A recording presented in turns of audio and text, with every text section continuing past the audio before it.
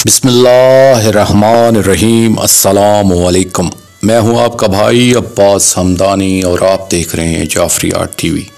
आज का हमारा मौजूद गुफ्तगू है गैरों से राज को मख्फी रखना और तक़िया अख्तियार करना। दोस्तों, काफ़ी में सही सनद से इमाम सादिक अलैहिस्सलाम से रवायत है कि आपने खुदा के इस कलाम, ये वो लोग हैं जिन्हें इनके सब्र व सबात की वजह से दोहरा अजर अता किया जाएगा और वो बुराई का दफिया भलाई से करते हैं, और हमने इन्हें जो रिज़्क दे रखा है वो इसमें से राय खुदा में खर्च करते हैं के बारे में पूछा गया, हंसना और सैया से क्या मुराद है? फरमाया, हंसना तक़िया है और बदी फाश करना।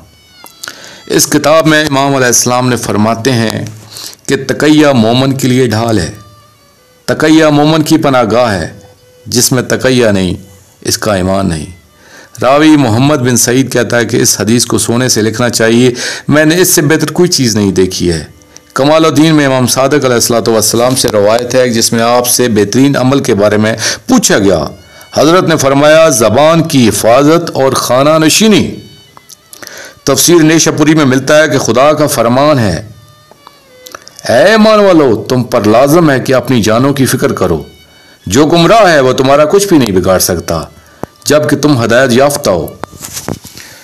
दोस्तों, आखिर में मैं शुक्रिया अदा करूँगा आयतुल्लाह हाज सैयद तकी मूसवी इस्वानी साहब का। ये एक मजमून मैंने उनकी किताब मिक्याल अल मुकर्रम से पेश किया है, और आखिर में अपने पाक शहंशाह की बारगाह में इल्तिजा करेंगे, अलजल या वली अल मज़लूमीन अजरल्लाहु तआला फरजक व सल्लवातुल्लाह अलैका या रब्बा मुहम्मद व आले मुहम्मद सल्लल्लाहु मुहम्मद व आले मुहम्मद व अज्जल फरजा आले मुहम्मद सल्लल्लाहु अलैहि वसल्लम।